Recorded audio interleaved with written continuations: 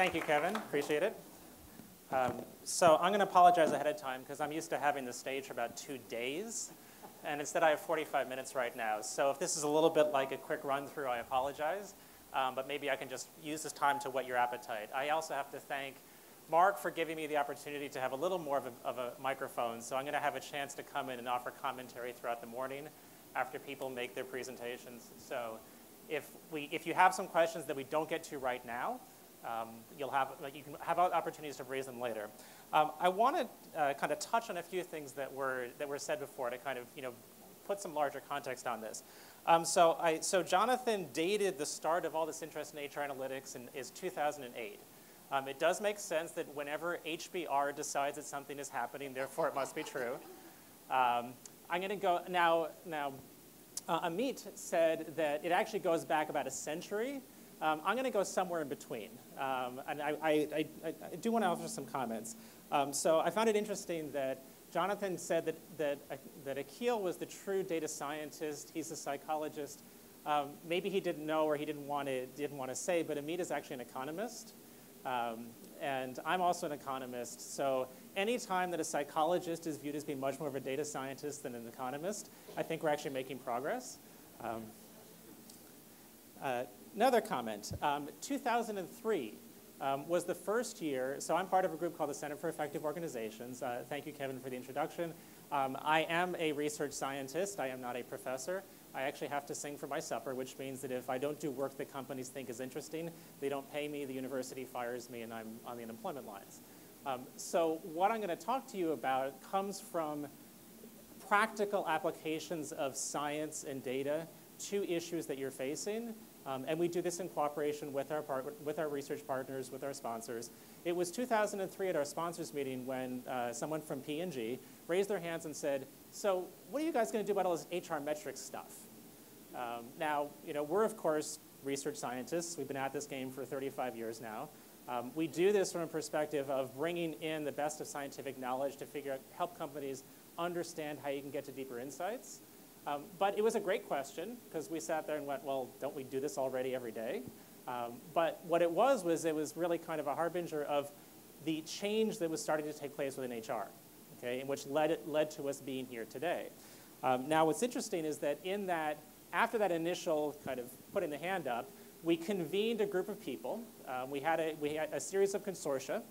In the first one they had in 2003, the companies that participated were Pepsi, Mattel, Nortel, Payless Shoes, Procter & Gamble, Siemens, Selectron, UPS, Unical, Washington Mutual, Sun Microsystems, Disney, Amgen, Intel, and Cisco.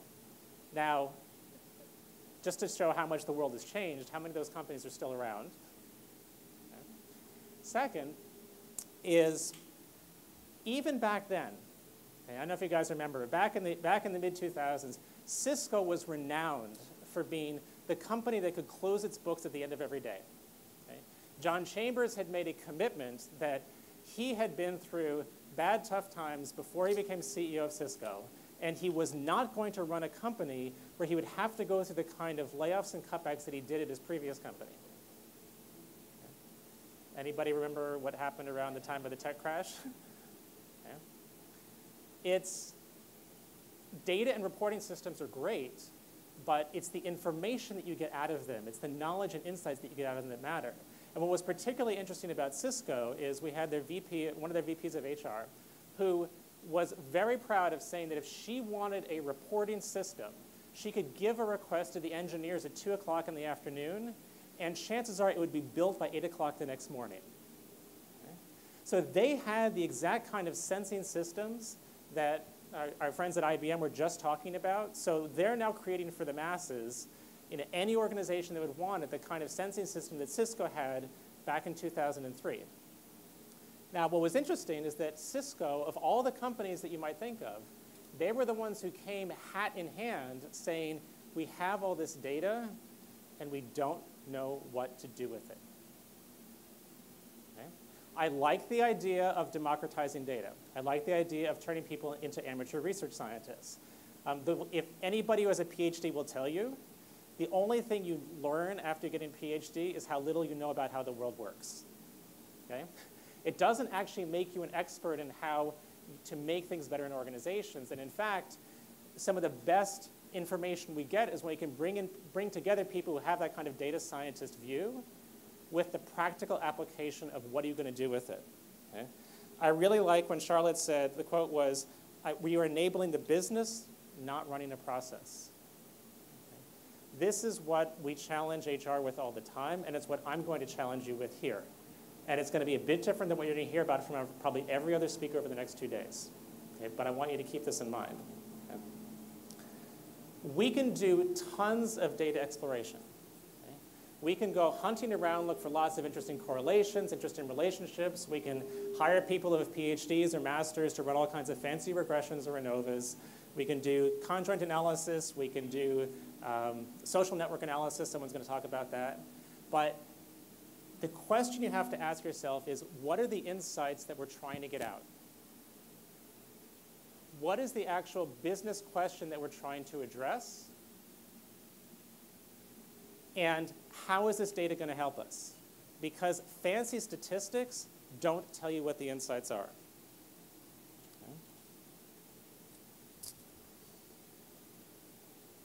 Okay. So that's it for my preamble. Okay, so just very briefly, the kinds of questions that I want to go through, just to kind of set the stage this morning, is how is it that you can actually use analytics to get to strategic insights? And I want to be very clear here that analytics is not statistics. Okay? Statistics is a part of analytics, but just like champagne is wine, but wine is not champagne. Okay? In order to do analytics properly, you don't have to apply statistics. And in fact, some of the most important parts about analytics have nothing to do with statistics. I have been traveling around the world helping a large Fortune 200 company with understanding if their operating model is actually working. Okay? This is a company that is making a big cultural change. They are the product of a number of mergers over time. They've got assets in place at far-flung locations all around the world, and they're trying to become an integrated enterprise. They want to know if they're actually accomplishing the strategy. To answer that question, anybody have any ideas about what kinds of data I'm collecting? Okay, if your CEO came to you and said to you, we want to understand how our operating model is working, would you go to your HR data system? Where are you going to go?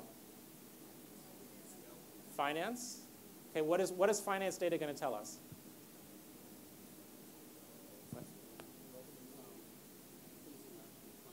Okay, so finance can tell us if, well, finance, the answer is finance can tell us if we're pleasing our clients.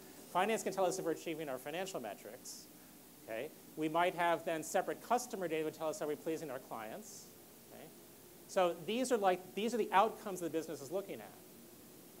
But how do we actually know if the business is operating the way it's supposed to? What? Ask the people. Okay, I like that answer. Okay. Who are we asking? The employees, okay. So depending on the question you want to ask, there are key people in the organization you're always going to want to go to get the information. Now, if I'm asking about the operating model, which is essentially how the product groups and the functions are working well together or not, that's something I want to do at a high level. Okay? So I'm going around, I'm talking to the heads of all the product groups, I'm talking to the functions, and talking to people lower down in the organization to get a sense of how well is the organization actually working well together. Okay? There is no hard data there that is sitting and waiting for me to analyze it. Okay? It's all happening, as Akil said, through qualitative data collection. It's interviews. But don't let anybody fool you that just because data might come from an interview, that it's any less relevant than data that comes from a survey. A survey is just a one-way conversation where you don't have control of where the conversation goes, which is why we have to ask so gosh darn many questions. Okay? And then people get survey fatigue. An interview actually can have much more valid and relevant data than you could ever get from a survey, depending on the question you want to answer. And all good surveys are designed after you do an initial analysis using key stakeholder interviews. Because if I'm going to start with a survey, I'm going to be asking 3,000 questions to be able to figure out what the right ones are to answer, unless I go and start with the key stakeholder interviews. Okay. So with that as backdrop, I want to kind of get into what I mean when I'm talking about strategic analytics. Okay. One of the most important things is you need to be clear what is the actual model that you're testing. Okay. And don't make any mistakes about this. We are testing models. Okay. We are creating hypotheses because we want to know what's actually driving behavior and performance in our business. And to do that, we have to be saying, we think these things are really important, and you go and you test them. If you do that, you can then get to the kinds of insights that you need. Now, this is real-time slide preparation, so I just had to add this one. So for those of you in the back who can't see this, it says, I'm a research scientist. I solve problems you don't know in ways you can't understand. A friend pointed out this is probably accurate for me. I put it onto my Facebook page. But I didn't tweet about it, sorry. As was said, I do have a book that came out last year. Some parts of what I'm going to talk about are in this book. A lot more is in the second book I have that's coming out later this year.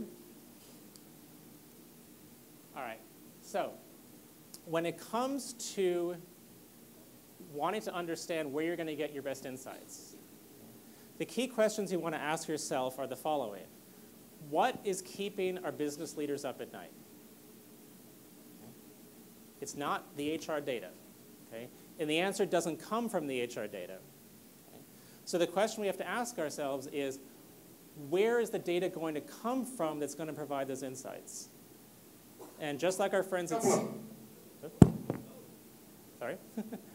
just like our friends at Cisco asked us over a decade ago, if you're just looking at the HR data, you're going to get about this much of what you need, whereas all the data that you need to look at is about this much. Okay? Only a sliver of the insights that you need to answer the business questions are going to come from your HR data, even when you're matching in performance data like the IBM presentation was talking about. Okay? The problem is that most of the key information we need is not sitting in those systems. The data that's sitting in our systems tends to have 4 attributes. The acronym is CARE, so consistency, accuracy, relevance, and efficiency. Okay? If you can't measure data with consistency, accuracy, reliability, and efficiency, it's not going to be sitting in your systems. It's not going to be there ready to go into a scorecard. And so you might then think, oh, well, it's not important. You couldn't be farther from the truth. Okay? Most of the key data that you need to get at those deep questions is going to come from going and digging deeper yourselves and finding where that data is. So the key kinds of questions you want to ask yourself are, where is it that our systems and processes are working well or not? As an organization, are we actually accomplishing our objectives?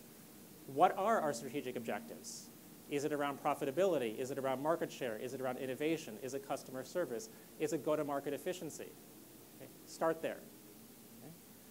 Only by asking those questions can you know if you're heading in the right direction.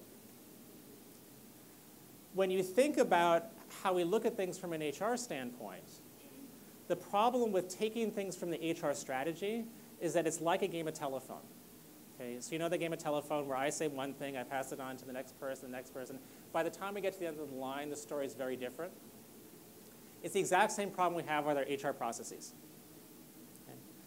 We start with a business strategy. We create an HR strategy. We then turn that into programs and procedures and policies. And at every step along the way, we make compromised decisions about how we're going to implement that strategy. And no one is being Machiavellian, no one's being devious, no one's out to sink the company. Reasonable, smart people making reasonable decisions about how we're going to design programs, given all the limitations of trying to control human behavior. By the time we're done, the actual HR program we have in place is often very divorced from the original strategic intent. There's nothing wrong with that. It's just the way the world works. But it does mean that if you approach this from a perspective of saying, we want to get better at doing HR the way we're doing it today. We want to be better at recruiting. We want to be better at performance management. We want to be better at leadership development. And if you only ask it looking at the business, looking at HR, as opposed to what Charlotte challenged her HR people to do, which is how are we serving the business? 9 out of 10 things that we do in HR, we could probably change them or stop what we're doing tomorrow and not have a material impact on the business's ability to be able to deliver its results the next day. Not saying it's not important, but there's a difference between the kind of things we do to help keep the lights on, so keep the organization running. So we have to get people hired, we have to pay them, we have to train them, all of that. Okay? If we stop doing that, then eventually things are going to grind to a halt. But there's a big difference between that and where is it that we can actually make a big impact that's going to help move the needle in terms of helping the organization to achieve its strategy. How can we get better at innovation? How can we improve our competitive position relative to the other companies that are out there? Okay? How can we improve customer retention? Those kinds of questions require a very different kind of lens and different kinds of data and different ways of approaching it than just saying, how can we get incrementally better at what we're doing today?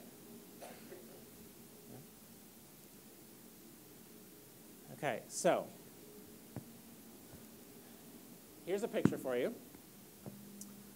This only dates back to about the 13th century. For those of you who can't see it in the back very much, there's an elephant here, and there are a bunch of men. They actually are blind monks who are touching different parts of the elephant. Now, we have a modern-day version of this, which is the 3 people who are blindfolded who are touching different parts of the elephant. And they're all trying to figure out, what does the elephant look like? Does anybody come up with an accurate description? No. Okay. This is the state of analytics in HR today for the vast majority of things that we ask about. It's actually the state for business analytics as well. So just so you know, here I'll be equally concerned. The kinds of analytics that take place on the business side are equally uninformed as a lot of the analytics we do on the HR side. And it's because we're each looking at different parts of the elephant. On the business side, they make lots of strong assumptions around, well, we're going to spend this much on a job. Okay, we're going to allow this many people to be in that role. Okay, so they're deciding how much you can spend on the people. They're deciding what the headcount ratio is going to be. They are going to limit you in terms of discretionary spending throughout the year, and then they turn it over to you and say, solve it and make it better for me. Okay, that's kind of unfair. But when you approach doing HR analytics from the perspective of we're going to take everything as given to us, and we're not going to challenge some of the assumptions that are there around why are we paying people this much? How, are we actually able to accomplish our business objectives given everything that's been handed down to us? If you don't challenge those kinds of questions, you're actually doing your business leaders a disservice. Because that's the kind of thing they need to know. On the flip side is that if you only focus on the little part of HR where you are and don't look at the bigger business picture, you're also not helping the business. There are 3 different kinds of metrics that we have to talk about the measures of what we're doing in HR. There's efficiency, effectiveness, and impact. Efficiency is easy. Okay? What is our cost? What is our time to fill? How many butts and seats do we get? How much does it cost to run a program? How much do we pay people? Those are efficiency costs. Okay? Effectiveness is, do we accomplish the objectives the way the HR program intends them to happen? Okay? In performance management, do we actually differentiate performance according to who's better versus worse? Do we match rewards to their actual performance? Okay? Are we developing people? Do they get skills? Are they able to go further in their careers? Okay? Those are all measures that you can spend a ton of time applying very good analytics to try to answer those questions. But that doesn't address the question of, is what you're doing actually having the right impact for the business? Question for you. Okay? If I put this up, so for those of you in the back, I've got HR practices on the left, I've got business results on the right with an arrow running from one to the other. Is this the way we think the world works? Okay, we do something in HR, and all of a sudden the business magically improves. Absolutely. I was going to say, where do you work? No. Now, you look at this and you say, well, of course not. Well, but anytime we only look at HR, or we, excuse me, we buy the hype from the consulting companies, not IBM, the consulting companies that say, oh, well, we've looked at these different companies, and these are all high performers, and these are their HR practices.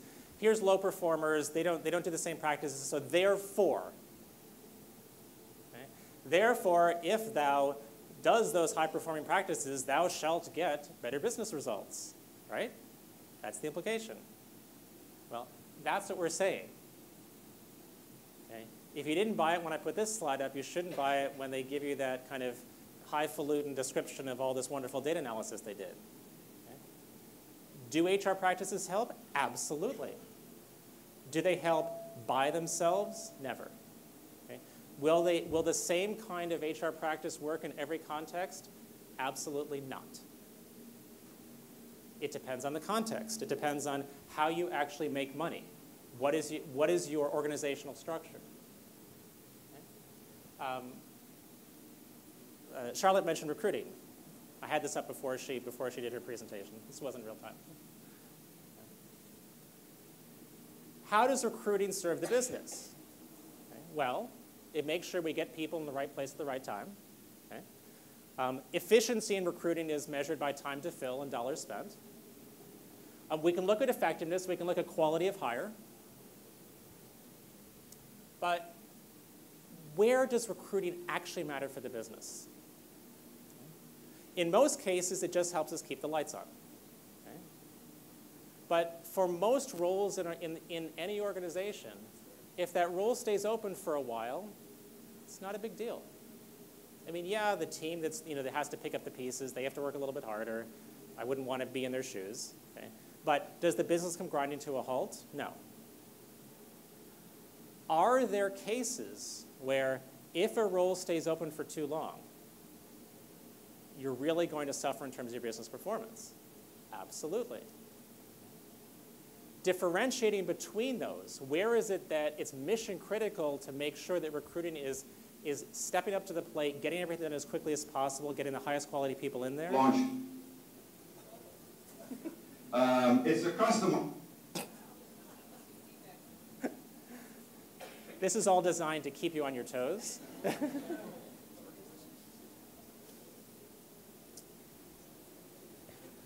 Where was I? Okay. So in the cases where there is a mission-critical need to keep a position filled as long as possible, with as little interruption as possible, that's a situation where recruiting can have a direct strategic impact just by doing their job. But if I'm sitting in the recruiting function, I want to know where is it that what I give to the business is mission critical versus where does it just help keep the lights on? Because when it comes to how we spend our precious time, energy, and resources, because I don't know about you, but I only work about 18 hours a day, there's too much to be done. Okay? There are too many things to fix. The beauty about working in organizations is that if you take the perspective of we want to help improve things, we want to help make things better, you can spend your entire career doing that. You can actually bring lots of good analytics to show how you can make things better whatever you're doing. But there are 1,000 different things that are wrong that can be fixed in any organization. And that's actually a small number. Okay? The question is, how do we actually know which of the ones are going to move the needle strategically? 2 minutes to debunk ROI. If I never, ever, ever see another ROI calculation again, it'll be too soon.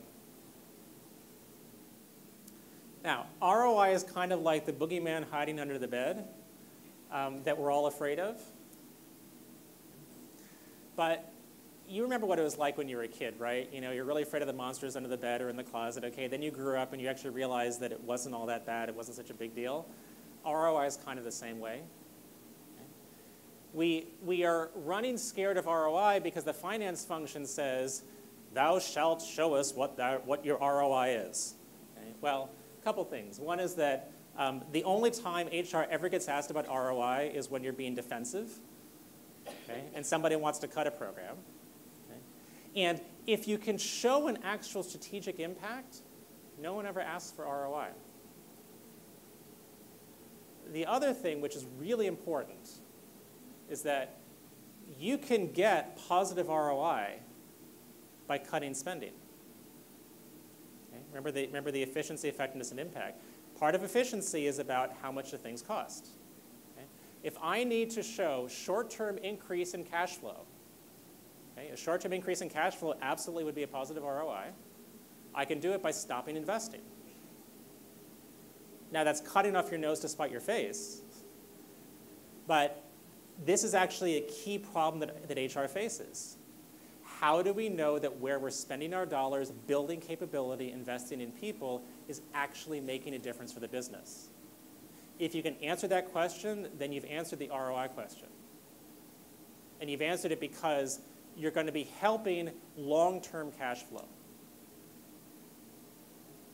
Everything we do in HR is not about impacting cash flow tomorrow. It's about impacting cash flow in the future. And if you can keep yourself focused on how is it that we're helping to build capability that helps the business to achieve its strategy, then you'll know you're asking the right questions. Okay. So where you need to start is with the competitive strengths and weaknesses that you have as an organization. What is your strategy? How many companies here, how many people here work in companies where the strategy is to increase sales? Okay. Is that a strategy? Now, it's not your fault that your leaders are saying the strategy is to increase sales. Okay. It's actually one of the biggest problems that we have in organizations is that oftentimes we're not clear on what the actual strategy is. Okay. A strategy would be to increase market share. A strategy would be increase profitability, increase innovation, increase customer retention. Okay. Because those are competitive, those represent competitive advantages, how we actually make money. So I'm going to ask you a very small thing, which is I want you to be as good or better at strategy than the actual business leaders that you're working with, which I don't think is that hard to do. Because they ignore the people side of the equation. Okay. This is great. They ignore the people side of the equation. They don't actually understand how people and processes come together to create value for the organization. That is what our job is to do. We get the people side. All we have to do is integrate the business side to be able to tell that story. And I got to tell you, if you know the people side, it's a lot easier to learn the business than the other way around. So what is it that you actually do to, how is it that you make money? Okay. Here is an example. Nobody beyond the first row can see this, so I'll just kind of tell you what's here. This is a model. So a little before I said one of the things we have to do is to build models. Okay? This is an actual causal model of business results. Okay? All the way at the bottom right, we've got business results. All the way at the top left, we've got the kinds of things that HR focuses on. There's individual capability. There is the job design. What are the roles and responsibilities? And then there's everything that happens between the two ears. Okay? What are people's motivations and attitude? Okay? That's the kind of stuff we focus on in HR. And that's very important for telling us, is someone qualified for a job? Are they motivated to do it? And are they set up properly to be able to succeed? Very important things. Okay? All of that comes together to create the behaviors that people exhibit on the job and actually execute the tasks that you need them to do. That's for an individual job. Almost everything we do in organizations happens at a group level, though. Okay? How is it that we actually create our products and services? It's when people come together effectively to work as a team and get everything done so the whole is greater than the sum of its parts. When that happens, you actually get your business results and you're able to achieve your strategy. I have just now described the whole value chain that how you go from individual capability and where HR can make a difference all the way down through the business results. You want to be building this kind of a model to ask yourself, where is it that the HR data is telling us something relevant for accomplishing the business strategy? Now, the causation runs from individual performance to group performance to business results. But the problem for analytics is that you have to turn it around. There are 1,000 different things you can do to improve what's going on in the organization. If I start at the individual level, I will boil the ocean. I can spend my entire career focusing on things that at the end of the day don't make a big difference for the business. But if I start from what is the business actually focused on? What is it that they're trying to accomplish? And how can I help to improve that? That's where you can get to the deeper insights.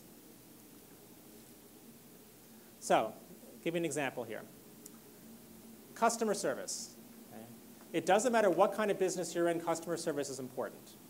Okay? Whether you're a B2B or a B2C company, customer service is important. It means different things in those different situations. What are the kinds of metrics that we use to monitor customer service? How does the business react to those metrics? What's it like for you in your companies? Give me some examples.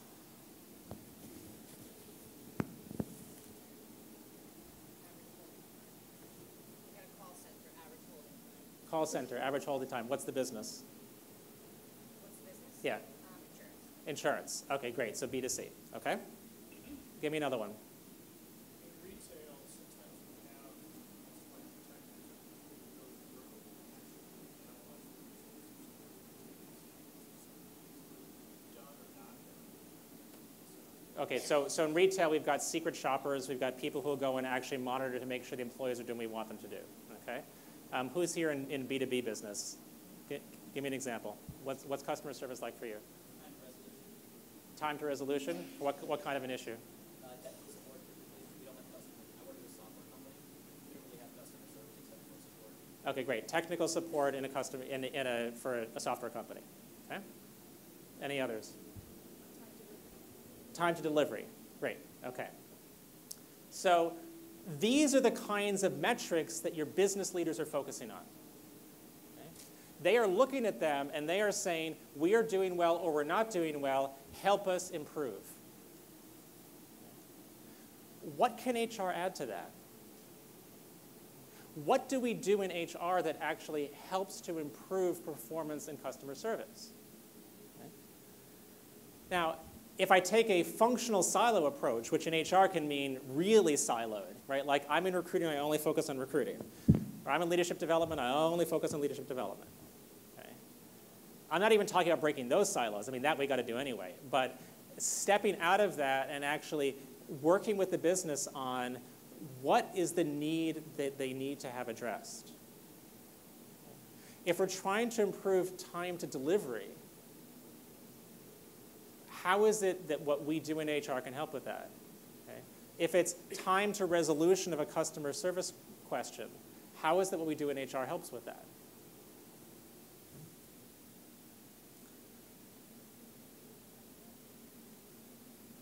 So, in a business-to-customer case, in the B2C case, we have things like customer complaints, retention, wait times, net promoter scores, secret shoppers. What are the kinds of interventions that HR could come up with on its own? Training, hiring. So we can train people in customer service, help them understand how you're supposed to actually interact with people, talk to them nicer, deal with irate customers over the phone. Hiring practices, right? We want to hire people who are well suited for that kind of work.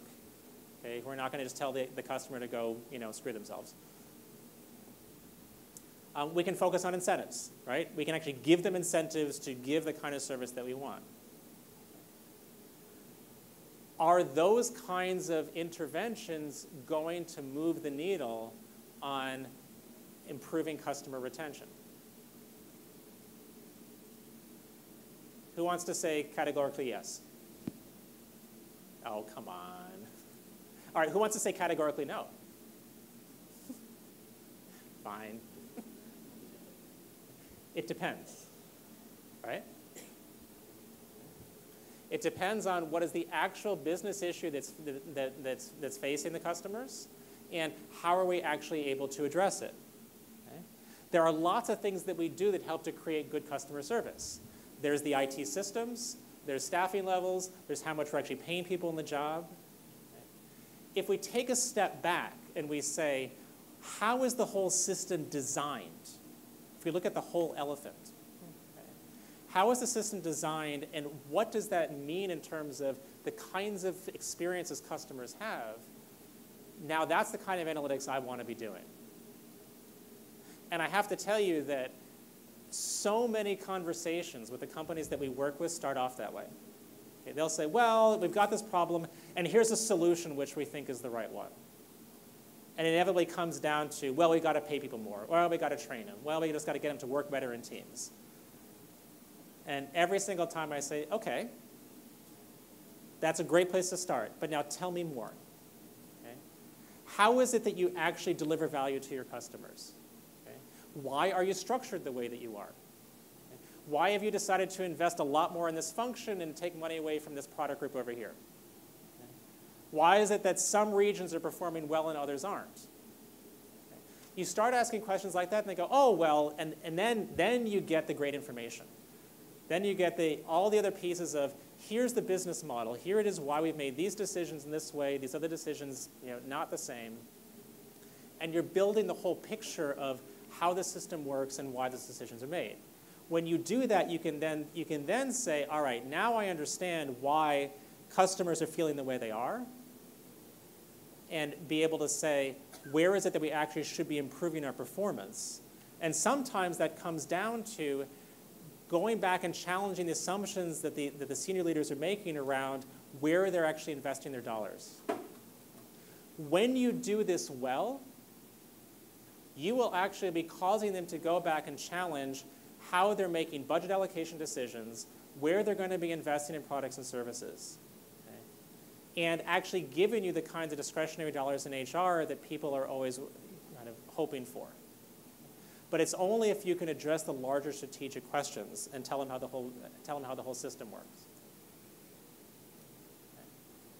The only difference in the B2B case, so one of the things which frequently comes up, is who gets to decide pricing.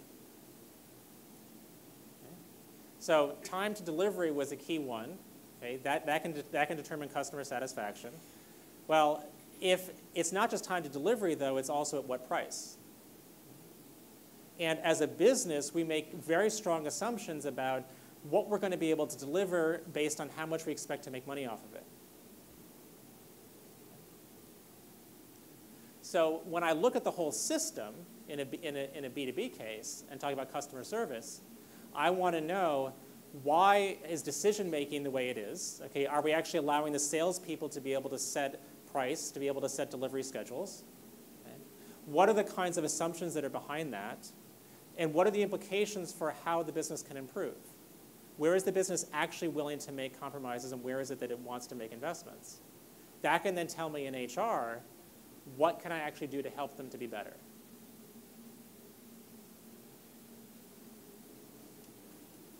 Questions?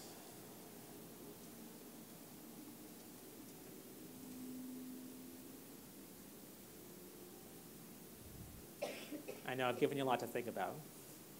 Any questions from the audience? You got 200 people in this room, but no questions. It's okay. All right. So as I said, I'll be here. I'm going to kind of be your MC throughout the morning.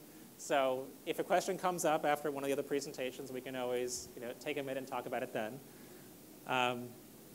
The kinds of questions I want you to be thinking about and to be challenging yourselves and potentially the speakers. I apologize, speakers, if they challenge you now because of my questions. But, what is the actual business issue that we're addressing?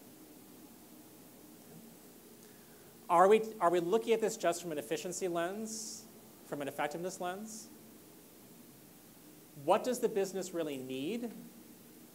And are we focusing on a kind of keeping the lights on question, or something that's going to actually move the needle strategically for the business?